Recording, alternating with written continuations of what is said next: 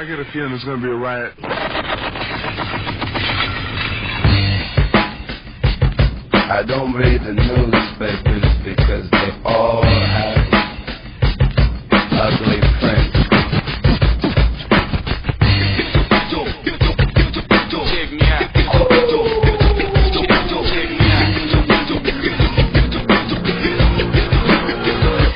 At the starting of the week, at Summit Talks, you'll hear them speak. It's only Monday.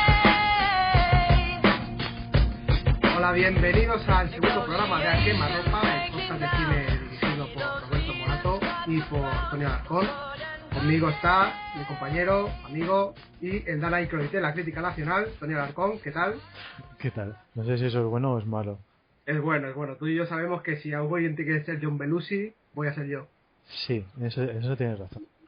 Eso es verdad. Más que nada porque soy el único que tiene papeletas de morir joven. No sé si por la droga o no, pero... Bueno, pues nada, como advertimos un poquitín, este segundo programa va a tratar de la película de Steven Spielberg de 1941. Y antes que nada, me quería aclarar un poquitín, volver a aclarar más bien en qué va a consistir y cuáles van a ser las líneas principales que vamos a tratar en nuestro programa, ¿no? Dijimos que A Quemarropa era el título de nuestro programa, entre otras cosas, de nuestro podcast, porque queríamos hacer un programa donde nos lanzáramos las películas entre nosotros a quemarropa, ¿no? Un poco una conversación entre amigos, absolutamente directa, y con una temática bien clara, que es únicamente hablar de películas, no hablar en general, es centrarnos en la película a cuestión a tratar. Y era un poquitín exactamente esa temática de lanzarnos unas películas concretas, porque por razones X queremos revisar. Y en este caso pues ha tocado 1941, la película de Steven Spielberg, lo cual no quiere decir que no vayamos a tratar sobre cine contemporáneo, no lo sabemos. Lo que pasa que también por razones de agenda laboral, pues a veces tanto Antonio como yo no podemos coincidir con las películas que están en cartelera. A veces no ha visto unas películas, a veces yo no he visto otras, y es difícil que haya películas que podamos grabar el programa y que hayamos visto los dos. Porque estamos Y que, pues, un poco saturados también de... Exactamente, estamos también un poco saturados y el mercado también está un poco saturado de lo que son podcasts de cines hablando de la cartelera, así que nosotros queríamos hacer algo un poquitín distinto, algo un poquitín diferente, películas que igual no han sido tratadas desde el punto de vista adecuado o desde el punto de vista crítica que nosotros consideramos, o que simplemente merecen una reivindicación, o que simplemente pues nos apetece que nuestro compañero, en este caso yo a Tony me apetece que vea una determinada película y se la ponga un poquitín como reto, ¿no? Como este va Exactamente. una putada tener... Sí, correcto, es un poquitín una putada. Yo no sé si quieres empezar intentando un poquitín describir qué es 1941 para la gente que igual no ha visto la película, intentar describir cuál es el argumento, que es una cosa complicada. Pues sí, te soy sincero, te voy a resumir el argumento. Básicamente está inspirado en el pánico que había en la época de la Segunda Guerra Mundial por un supuesto ataque japonés a Estados Unidos. Y lo que hace es desde un punto de vista cómico, reconstruir lo que sería un ataque japonés a Los Ángeles. Totalmente desastroso. Y ya te digo, o sea, desde ese punto de vista cómico, que si no me equivoco, es la primera incursión en la comedia que hizo Spielberg, y se nota la verdad es que se nota para mal, porque me parece que se ha hablado mucho del desastre, de que si la película es un desastre, de que si no funciona, etc, etc. Yo no estoy tan seguro de que no funcione en absoluto. Y es verdad que con el tiempo se ha convertido en una película de culto, y hay mucha gente que la defiende y que encuentra que tiene cosas a reivindicar. Yo realmente creo que tiene más cosas interesantes de las que se acostumbra a decir o de las que se dijo en su momento. Pero es verdad que a mí me parece una película fallida. Sí, yo creo que ya del primer momento algo falla, ¿no? Ya cuando te das dando cuenta de que uno de los primeros planos de la película es un auto-homenaje a Tiburón con bastante poca gracia, la verdad, ya te das cuenta que esa autoconciencia ya empieza a matar la película. Yo creo que buena parte de, no sé si decir torrente autorreferencial, que podría ser la película es uno de los grandes problemas de la misma. Yo creo que eso es algo que ya sí, ya no habría que achacarle a Spielberg, sino a los guionistas que son Robert Zemeckis y Bob Gale, que unos años después harían Regreso al Futuro. Y yo creo que en esta película, precisamente, el hostiazo que se metieron, yo creo que les sirvió un poco para refinar lo que es su visión de la comedia. Porque aquí un poco ya se intuye lo que luego en Regreso al Futuro quizá definirían mejor, que es esa intención de parodiar la cultura americana, pero desde un punto de vista totalmente pop, porque realmente toda la reconstrucción que hacen de la Segunda Guerra Mundial la hacen desde una perspectiva totalmente cinematográfica.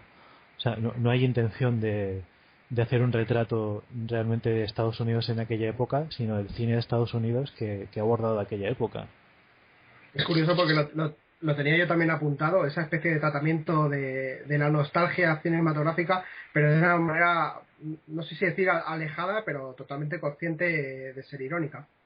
Sí, porque intenta constantemente hacer chistes sobre sus propias referencias cinematográficas, pero son chistes tan oscuros y, como dices tú, en general con tan poca gracia, que es que no acaba de cuajar en ningún momento.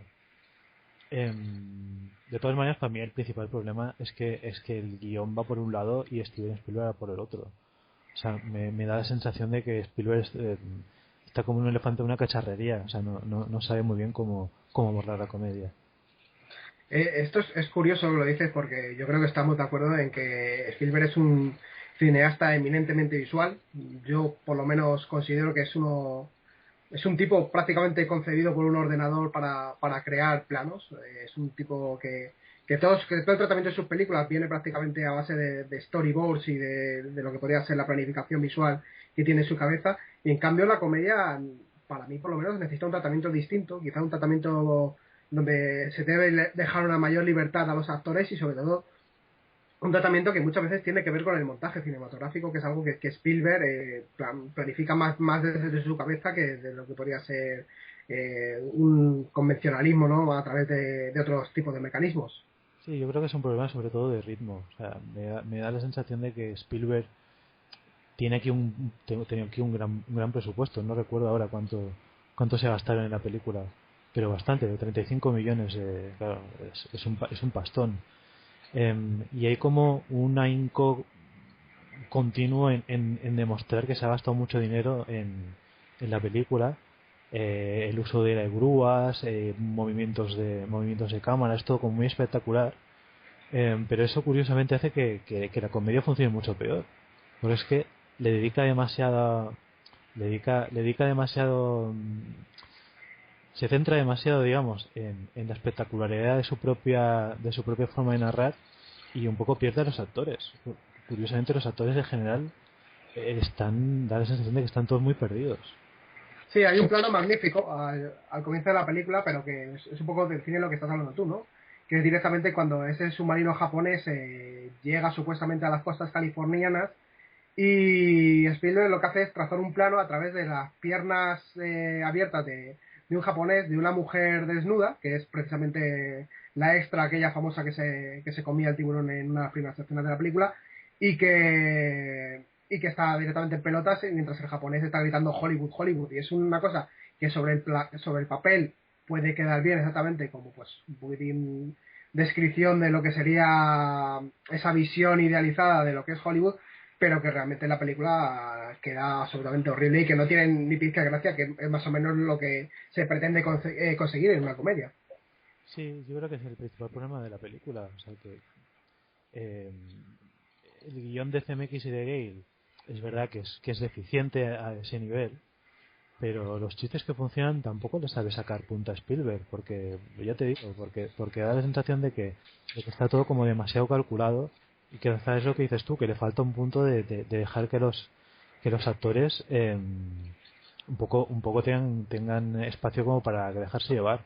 O sea, yo no sé si estás de acuerdo, pero a mí me parece que lo único que consigue brillar es John Belushi, pero básicamente porque hace lo que le da la gana. O sea, da la sensación desde el primer momento que es que no le dirige nadie. O sea, que básicamente hace lo que lo que le viene en gana en cada escena que tiene y ya está. Pero es que el resto de actores los veo bastante bastante como no sé cómo calificarlo, como si no hubieran tenido posibilidad de hacer nada más que seguir el guión a rajatabla, seguir en sus marcas a rajatabla y eso les hubiera quitado capacidad de improvisación. Pero Belushi funciona porque es Belushi y porque intenta sacar cosas aparte de lo que es el contexto de la película. O sea, porque por ejemplo, Belushi es uno de los grandes actores físicos que utiliza el humor físico de prácticamente de toda la historia. Es un actor que con 3 gestos en la cara ya te ha dado un discurso que igual ni 5 páginas de guión podría hacer, y es alguien que está funcionando en un nivel absolutamente paralelo y distinto al que va la película. O sea, yo creo que todos los demás actores están, no sé si decirlo, atados a las restricciones visuales de Spielberg o atados a las restricciones de esa especie de pura supuesta anarquía graciosa de lo que podría ser el guión de Bob Gale y FMX. Curiosamente, lo que supuestamente es un guión anárquico acaba siendo tan cuadriculado que no funciona. La anarquía no está en ningún lado. Y no, yo estoy de acuerdo con lo que dices. O sea, a mí John Belushi yo creo que funciona básicamente porque es John Belushi, o sea, porque tiene una fuerza como actor cómico inenarrable. O sea, yo viendo la película me acordaba del gag de Samurai Night Live del Samurai, ¿no? Sí, exacto. Que es una, o sea, la idea es una auténtica chorrada, pero John Belushi le saca un partido en Saturday Night Live, quiero decir, simplemente por su capacidad para el gag físico, que es tremendo. Y un poco es lo que pasa aquí. O sea, él realmente no, o sea, ese personaje no debería funcionar, y de hecho funciona un poco por los pelos, pero es por él.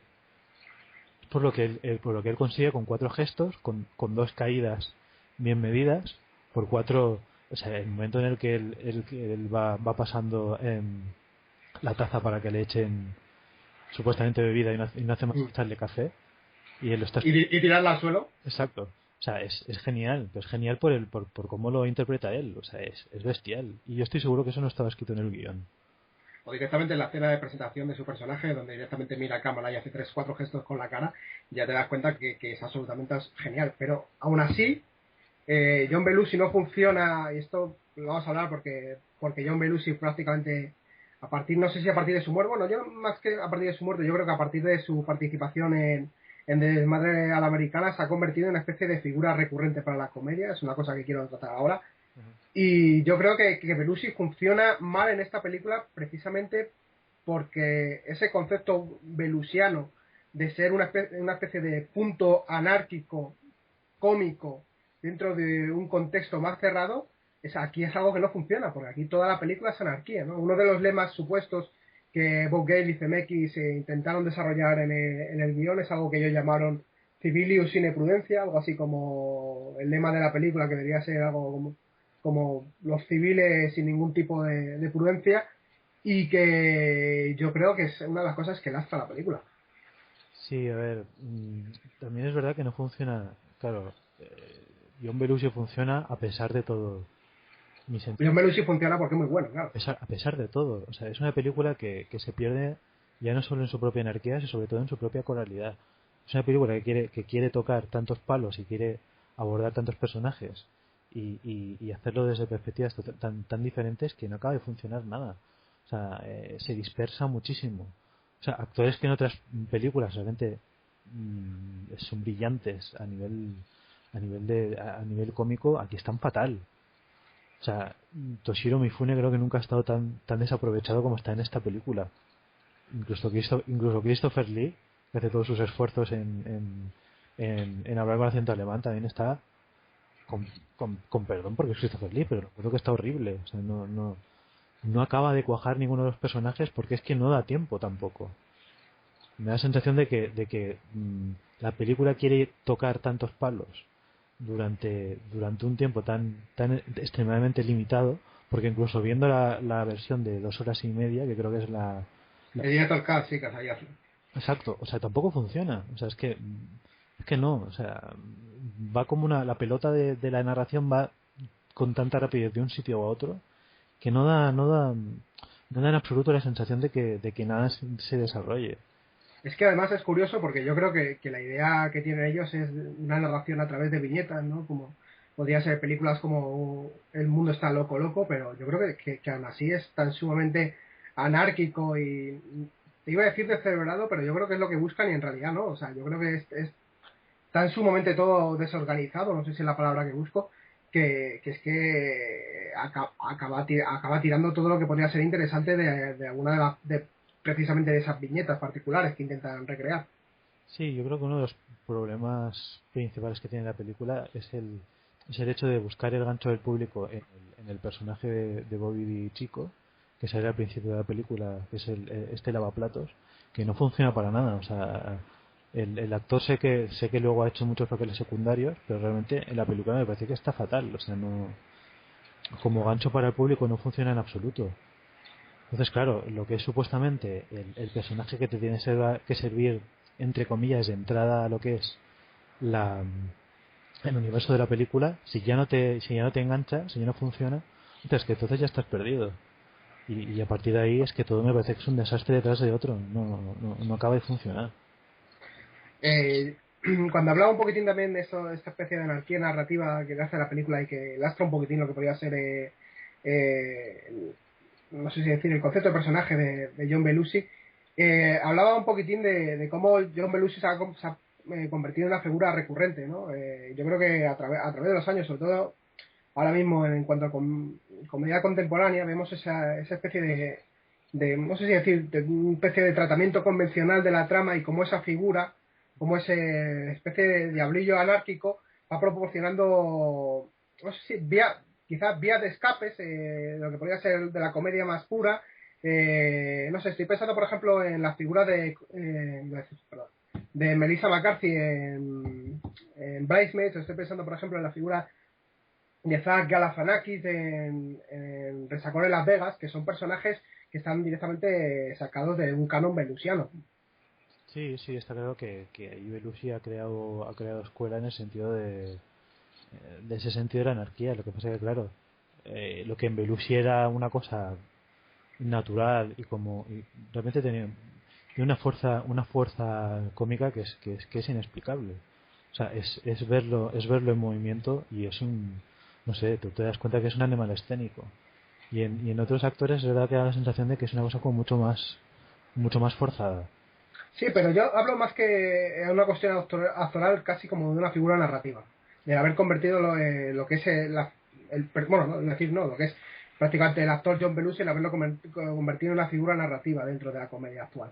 O sea que no deja de ser una variación de lo que es el personaje del clown dentro de la comedia clásica. O sea, el que digamos que introduce el punto anárquico respecto respecto al Augusto que es el serio ese contraste siempre se ha trabajado dentro de la comedia. Lo que pasa que a partir de Saturday Night Live y la aparición de figuras como Belushi empieza a explotarse como un lado más anárquico del tema. Pero realmente, ¿no crees que realmente no dejas una variación de este canon clásico, digamos? No sé, tío, es que quizá un poquitín la contraposición de lo que podría ser el payaso triste con el payaso feliz. Sí, sí, ese tipo de contraste que ya sea en el ciclo, incluso pues sí, en el ciclo clásico, vamos. Pues no sé qué decirte. Yo es que estoy pensando, ya digo, es que lo veo así tan claro, únicamente el tener una figura. Además es que comparte siempre rasgos bastante similares, ¿no? Porque todas estas figuras se retrotraen un poco a límites de la infancia, que es algo que también hacía John Belushi con todos sus personajes, ¿no? Que eran prácticamente, no sé si decir, histriones un poco infantiles, ¿no? Lo que en otros actores podría ser un poco perverso, incluso pervertido, John Belushi lo llevaba todo prácticamente hacia un canon infantil. Y yo lo veo bastante parecido, ya digo, de lo que podría ser sobre todo su personaje de Pluto en Desmadre Americano. Sí, sí, sí, lo que está claro es que la figura de John Belushi ahí en Saturday Night Live o sea, no solo se convierte en uno de los paros del programa, sino que también coge lo que en el fondo es un personaje clásico y lo renueva totalmente. Y eso, claro, es inevitable que impregne la comedia a partir de entonces. Otra cosa es que a la hora de abordar la figura de Belushi quizá no se incide tanto en eso. Como realmente él coge un canon clásico, probablemente sin darse cuenta, nadie dice que lo haga de forma consciente, pero lo renueva desde una perspectiva totalmente personal, claro, como dices tú también, desde una perspectiva muy única. No sé. Sí, porque... No, Didi. No, di. Digo, porque hay otros actores como Chris Farley que directamente han pasado a imitar a John Belushi, pero realmente ninguno de estos actores que digo yo, por ejemplo, ya digo, Melissa McCarthy o incluso Zach Galifianakis, ninguno de estos realmente hace una aproximación al tipo de actuación que podría hacer John Belushi, sino que es directamente la figura sacada de, ya digo, sobre todo de la americana, cómo se ha acabado siendo una especie de tropo de forma absolutamente fundamental en la comedia actual. O sea que también hay actores como Melissa McCarthy que se han visto un poco metidos dentro de ese calzador porque les empuja un poco la industria, porque en cuanto McCarthy tiene la oportunidad le gusta interpretar otro tipo de papel un poco alejado de ese canon. Lo que pasa es que a ella le funciona muy bien porque también es una actriz que en lo físico funciona de coña. O sea, es una actriz así de talla física también cojonuda. En ese sentido funciona muy bien. Claro, es verdad que la comedia contemporánea quizá pide demasiado el canon de John Belushi, y tener que llevar ese legado pues es jodido, porque no te creas que es nada fácil abordar un personaje con esas características. Yo creo que hay actores que les pesa esa comparación.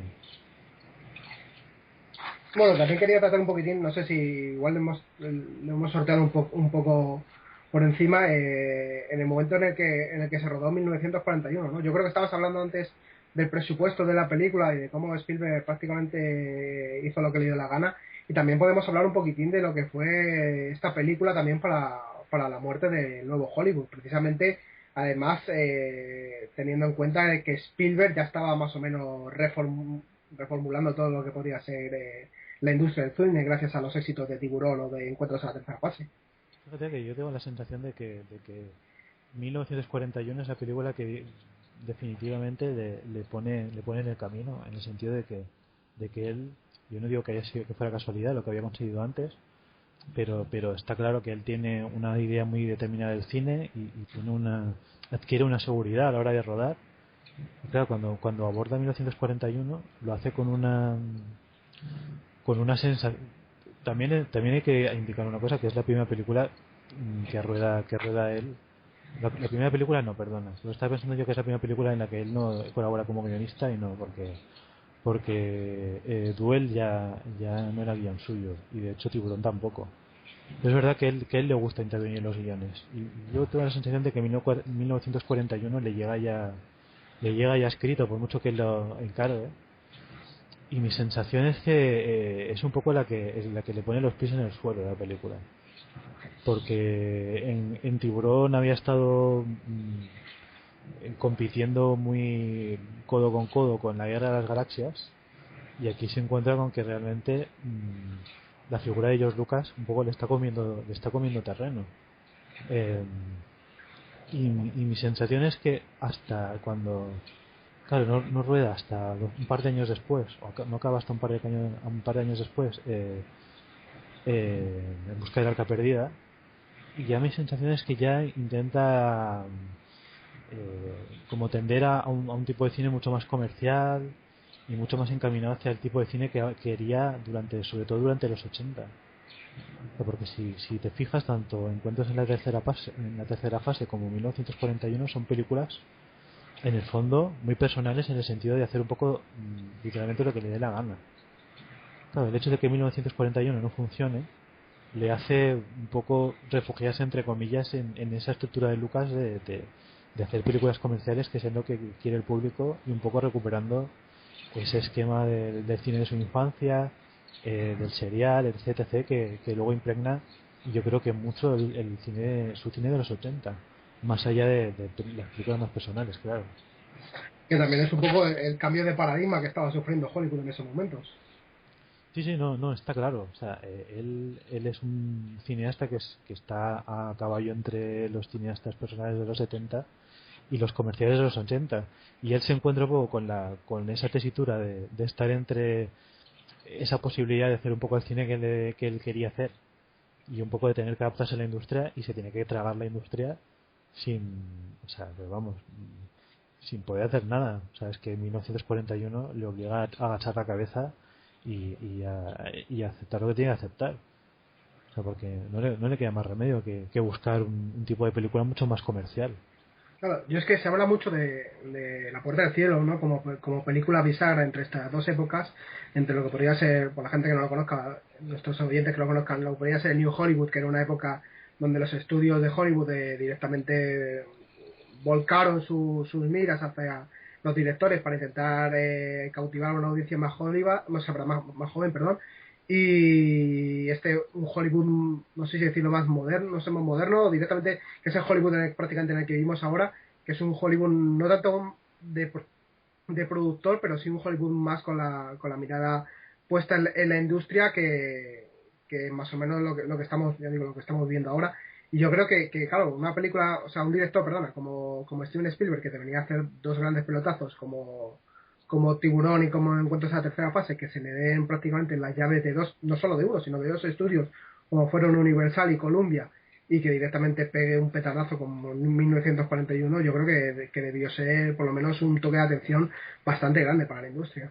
Y también cuando se habla de La Puerta del Cielo también se parte de que Michael Cimino era un autor, y claro, con Spielberg siempre se tiende a pensar que claro, no estamos hablando de un autor porque hacía películas comerciales. Claro, yo creo que Spielberg ha demostrado con el tiempo que realmente sí que era un autor, o al menos tiene una forma personal de decir las cosas. Te puede gustar más o te puede gustar menos, pero eso es así. Entonces, de hecho, 1941 no deja de ser una cosa similar. Lo que pasa es que quizá el petardazo no fue tan exagerado como fue en el... No cerró un estudio. Exacto, sí, claro.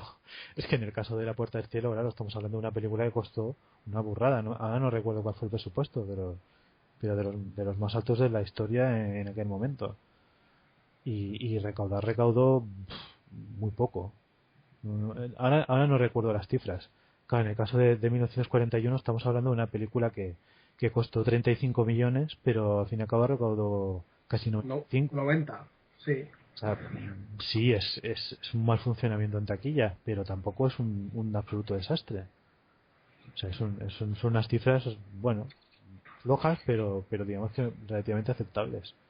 Yo creo que una de las cosas que más se le han achacado precisamente a la que dices tú de esa no autoría de Spielberg es que Spielberg se expresa siempre desde un punto de vista formal y no desde un punto de vista, no sé si decirlo, más de discurso supuestamente intelectual, como podría ser alguno de sus coetáneos, ¿no? De la época del New Hollywood. Lo que pasa es que Spielberg es uno de estos directores que al principio intervenía de vez en cuando en los guiones y luego se ha quedado como a un lado. No sé si es que ha salido como escocido del tema o es que prefiere pasar un poco por encima. Y eso le ha valido, yo creo, ese desprecio crítico durante mucho tiempo, como si él realmente no escogiera proyectos y como si él realmente no contratara guionistas para que hicieran reescrituras de los guiones en base a lo que le interesa. Claro, es que precisamente es famoso por eso, por contratar y recontratar a 50.000 guionistas para reescribir los guiones a sus creencias. Claro, yo antes hablaba de que en 1941 no firmaba él el guión, pero bueno, nadie dice que no se sentara con CMX y con Gale a escribir el guión. Que por cierto también es interesante mencionar que John Milius fue uno de los guionistas que pasó por la película. Y productor además. Exacto. Que me pregunto dónde quedó la contribución de John Milius, porque realmente la película no sé, no tiene mucho que ver con el cine de John Milius, a no ser que originalmente estuviera concebida de forma seria, porque es que no me encaja para nada. No creo, yo creo que quizás retrata un poquitín el estado mental de John Milius. Seguramente. El estado mental en aquella época, sí. Sí que es verdad que esa paranoia tiene un punto como paranoico y un poco con todos, o sea, no me gusta usar la palabra, pero un poco filofascista en la visión de los japoneses, pero desde un punto de vista cachondo. Quizá ahí podría estar la mano de Milius, pero vamos. Y quizá la similitud es con Amanecer Rojo, que no deja de ser un punto de vista similar, solo que aquí la invasión de los comunistas, en este caso de los japoneses, no llega a concretarse, pero vamos.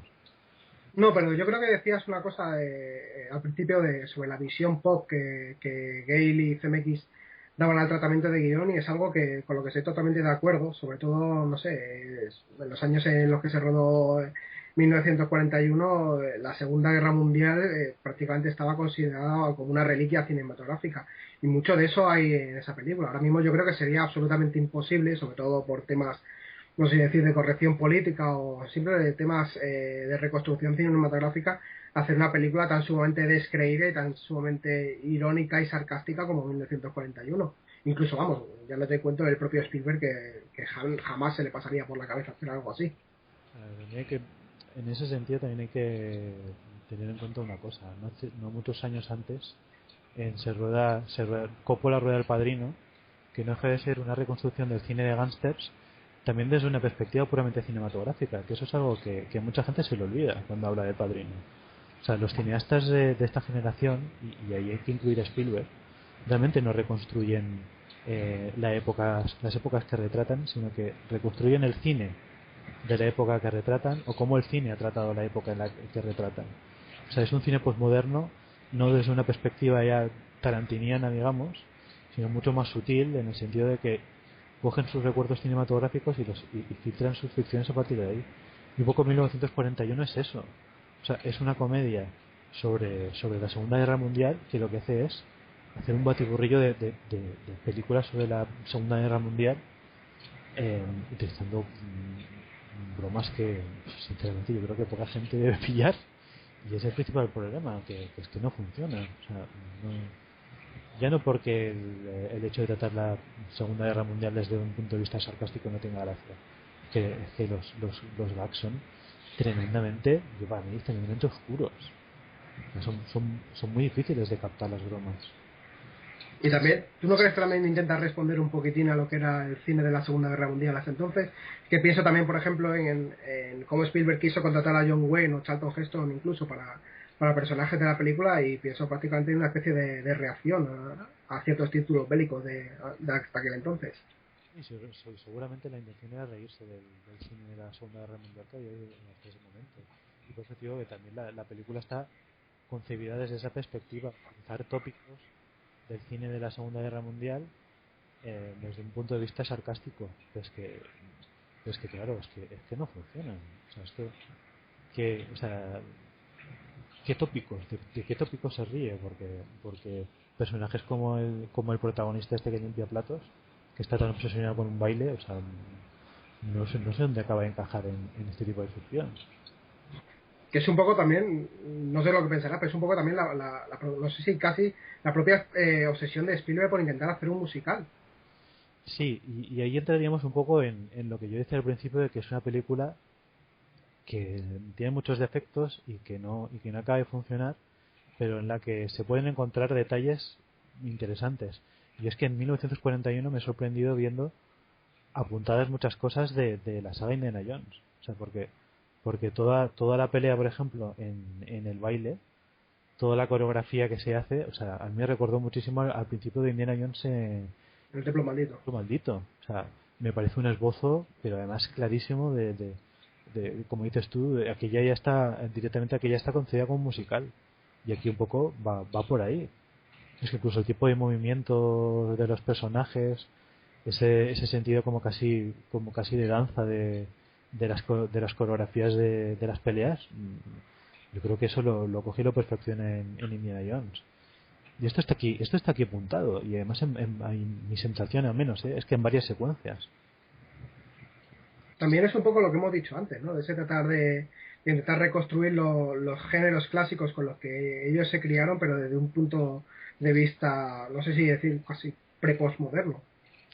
Sí, es que quizá probablemente lo que mejor funciona en la película pues, son esos momentos más coreografiados, que es donde realmente le funciona, claro, donde Spielberg siempre ha brillado, tanto en sus mejores como en sus peores películas, es en los momentos de acción. Y es ahí donde 1941 le saca un poco más de punta al propio planteamiento de la película, que es cuando se centra en la acción.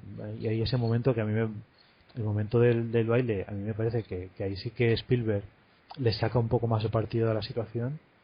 y hay un momento en el que el personaje, que ahora no me sale el nombre, este personaje que acaba en un sidecar que los suelta John Belushi y salen volando llevándose por delante una serie de cajas, que también me recordaba mucho a la saga Indiana Jones, y que ya sé, yo creo que ahí se apuntan, Spielberg empezó a apuntar cosas que luego desarrolló en otro formato, ya no abordando la comedia de forma tan directa. Yo creo que aprendió la lección, se dio cuenta de que en comedia no funcionaba, pero sí que aprende a introducir la comedia de forma más sutil, y en los Indiana Jones yo creo que le funciona muy bien.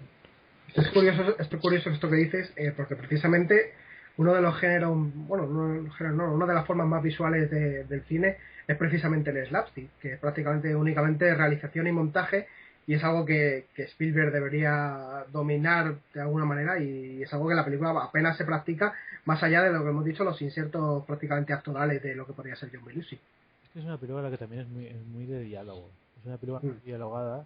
También es verdad que CMX y a CMX y a Gale les gusta mucho el sarcasmo verbal, y eso está muy explotado. Es verdad que no hay grandes momentos en realidad sí que hay momentos, sí que hay set pieces espectaculares, pero no son especialmente brillantes. Por ejemplo, la secuencia de los aviones enfrentándose en el aire, que supuestamente debería ser uno de los, porque está planteado realmente como uno de los grandes momentos de la película, y no funciona en absoluto. O sea, con perdón, pero me parece una auténtica chorrada. O sea, no. Sí, pero en cambio, por ejemplo, la escena un poquitín anterior de lo que podría ser el ataque a Los Ángeles es una escena magnífica.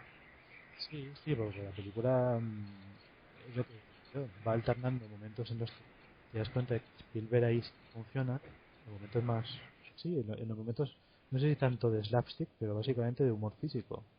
O sea, en cuanto hay un elemento de acción de por medio, ahí se le nota a Spielberg que domina la técnica cinematográfica. Cuando se trata de otro tipo de comedia, es que no se pierde. O sea, da la sensación de que no sabe, o no sabe guiar a los actores, o no sabe introducir el ritmo dentro de la secuencia, pero es que se diluye todo totalmente. Quizá porque, como hemos dicho, está más pensando en una planificación puramente visual, que lo que podría ser un poquitín más una libertad narrativa de lo que exige la comedia. Es que da la sensación de que intentan narrar algo, pero es que claro, es que la película en global no está narrando nada. Claro, exactamente, ese es el problema. O al menos nada interesante. O sea, porque no tiene esa intención. No, pero tampoco tiene concepción narrativa, así que no es que esté intentando narrar o no, es que no tiene tampoco. Exacto, no, por eso, es que no es la intención ni de CMX ni de Gale. Entonces claro, Spielberg está ahí un poco perdido. Mueve la cámara, hace planos realmente, porque hay planos que son preciosos, eso hay que reconocérselo. Spielberg es un director cojonudo, y hay ideas visuales que son tremendas. El momento también en el que la noria cae al agua, pues también es precioso. Eso hay que reconocérselo. Pero es que claro, como comedia, yo sinceramente encontrar actores como Dan Aykroyd o John Candy tan totalmente desaprovechados como están en esta película, es que me parece un crimen. Es que no tienen ni la gracia, no transmiten nada. O sea, están desaprovechados hasta unos límites que me parece realmente alucinante. Yo creo también es que eso que hablamos de la modernidad, te das cuenta que están incluso en el reparto, ¿no? Yo creo que también son esas ganas de Spielberg de jugar con determinados iconos, ¿no? Pienso en lo que hemos dicho, en la elección de Christopher Lee, la elección de Toshiro Mifune, incluso la elección de gente como Warren Oates o se me ha olvidado, Slim Pickens. Sí. Que también es otra de las cartas con las que juega la película, ¿no? Yo creo que está clarísimo, por lo menos ese espíritu de Kubrick de Teléfono Rojo, que está sobrevolando durante la película. Otra cosa es que lo consigan, que va a ser que no, pero... Sí, yo estaba viendo la película y tenía la sensación de que intentaban hacer algo parecido a lo que hizo Kubrick con Teléfono Rojo. A mí de todas maneras tampoco es que Kubrick como comediante me guste más. Pero bueno, es verdad que es una película con unas intenciones y con unos resultados, pero muy diferentes a esto, claro. Pero es verdad que yo, por ejemplo, veo ahí a Warren Oates esforzándose en un personaje que aparece ¿cuánto aparece en la película? ¿3-4 minutos? Sí. Prácticamente no tiene tiempo a hacer nada. Claro, te das cuenta de que es que ya no es que Warren no pueda hacer, o sea, no le dé dimensión al personaje, es que no tiene tiempo. Es que claro, y ese es el principal problema de la película, es que la mayoría de los actores aparecen y se van. Es que además te da la sensación de que Warren Oates está ahí solo porque es Warren Oates. Sí, y un poco lo que hace es hacer un personaje a lo Warren Oates. Claro, o sea, volvemos un poquitín exactamente, ese especie de, no sé si decirlo, discurso metacinematográfico, ¿no? Incluso Nancy Allen hace de guarrilla, que también es el tipo de, con todos mis respetos, pero es el tipo de personaje en el que un poco está encasillada la actriz a principios a finales de los 70 por sus colaboraciones con De Palma, pero es así. Con él, claro, su papel más famoso es el de Vestida para matar. Y el de Carrie también, pero bueno. Sí, no, incluso también iba a decir Blowout, pero no sé si, no me acuerdo si era anterior o posterior. Pues creo es posterior, creo que es de principios de los 80. Sí, es del 81. Sí, también es una actriz que cuando le han dado otro tipo de papeles ha funcionado muy bien y aquí está perdida. Pues que básicamente son personajes totalmente esquemáticos. O sea, no funciona. Y es que yo te digo, Dan Aykroyd lo veo un poco, eso sí que es verdad, esbozando el tipo de personaje que luego le convirtió en icono cinematográfico. Es ese tío buena persona, ¿no? Buenachón, un poco alejado de lo que él hacía en Saturday Night Live, que abordaba más registros, ¿no? Pero ese personaje que hizo en Los Cazafantasmas y lo que se convirtió en una especie de tópico cómico para él, porque un poco se convirtió en una especie de representación del americano medio, un poco a lo Jack Lemmon. Sí, un poquitín esta especie exactamente de cotidianidad, pero también mezclado con un punto de centricidad, ¿no? Sí, yo ya te digo que me da la sensación de que se intentó llenar un poco ese hueco de actores como Jack Lemmon, incluso en su momento James Stewart, esa sensación de tío normal, de americano medio, que está un poco ya esbozado aquí, porque Dan Aykroyd aquí como actor cómico tampoco es que tenga mucha oportunidad de hacer gran cosa. Tampoco creo que haya sido nunca un gran actor cómico. Yo creo que quizá era, no sé si decirlo, que estuvo en el momento adecuado, justo en el tiempo adecuado, pero sobre todo era una especie de mezcla entre sus capacidades como guionista y un poquitín de saber manejar esos registros como cómico. Sí, pero es verdad que en otras películas te da la sensación de que le saca más partido y aquí está muy perdido. Y claro, quizá el que sea más evidente es un Candy, que es un visto y no visto. O sea, tiene un gag medianamente ingenioso, el de la pintura blanca, y ya está, y déjalo correr, porque También hay que decir que es la primera película de Dan Aykroyd como actor en el cine. sí, claro. Luego creo, fue un año después les produce de hecho Spielberg los Blues Brothers, tanto él como a John Belushi. Lo que quiere decir que también algo bueno salió de 1941, que es el hecho de que él pusiera, no sé si puso pasta, pero al menos participó en la película. También salió Mickey Rourke, que si pestañeas te lo pierdes. Sí, bueno, James Caan, la película está llena de guiños de ese tipo. Lo que pasa es que James Caan era, yo creo, más cameo que otra cosa, pero también hay mucho cameo de director, por ejemplo. Sí, salen muchos incluso John Landis está por ahí, sí, es verdad. Lo cual volvemos un poquitín otra vez al discurso metacinematográfico de la película y a ser un ejercicio referencial. Todas estas cosas que le gustan mucho a los directores, estas películas que llamo yo películas dirigidas para directores. Sí, es lo que decíamos al principio, es una película un poco hecha con la libertad de voy a hacer lo que me da la gana. Yo que he conseguido dos grandes éxitos seguidos como Tiburón y Encuentros en la tercera fase, voy a demostrar que puedo hacer algo que no tiene nada que ver con 1941. Claro, es un gran error en la carrera de Spielberg, pero también es verdad que es una película que le marca mucho el camino y donde ensaya una serie de cosas que luego le funcionaron.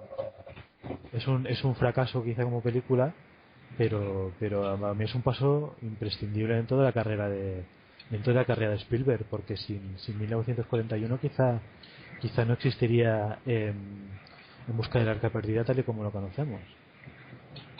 Sí, incluso el tratamiento, por ejemplo, de la escena que digo yo del ataque a Los Ángeles, del tratamiento de las maquetas, es algo que luego también se vería en la saga Indiana Jones.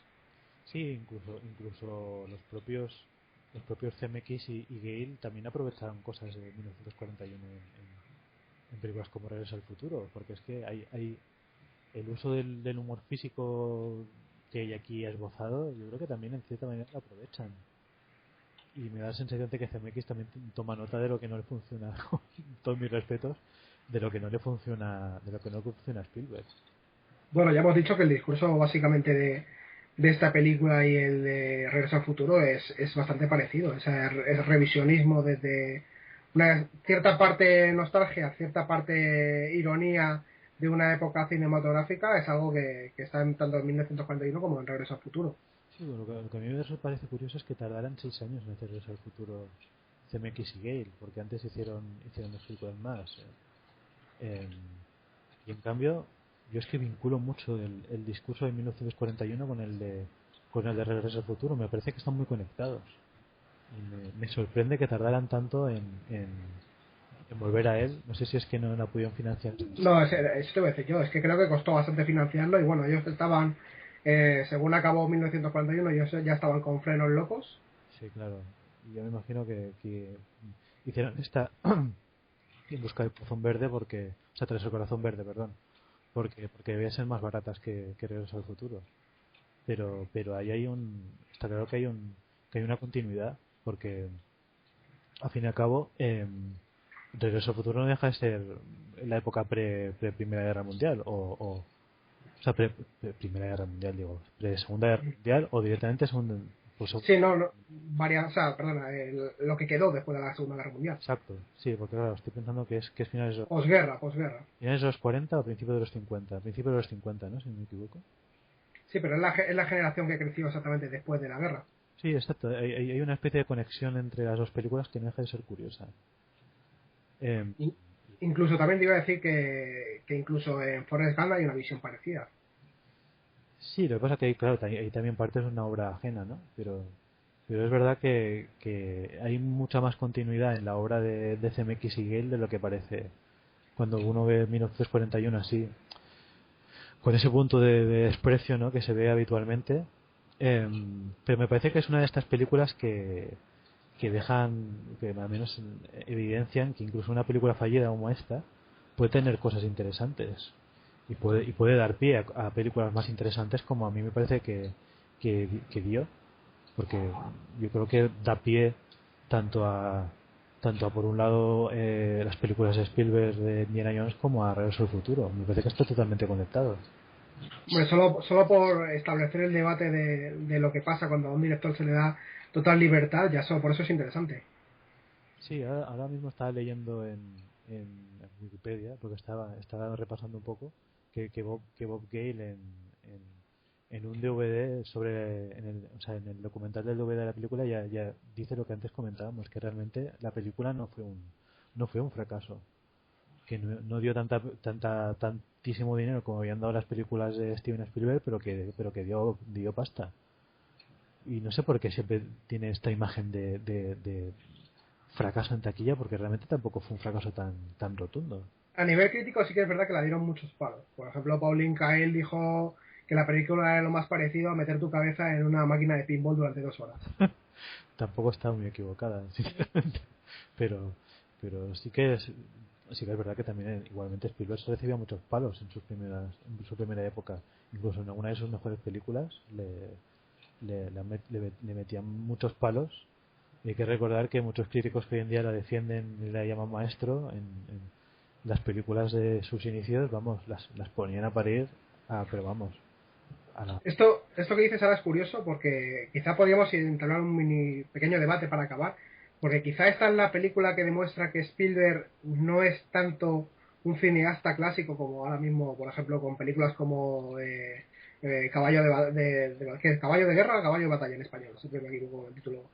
Caballo de batalla es. Caballo de batalla, ¿no?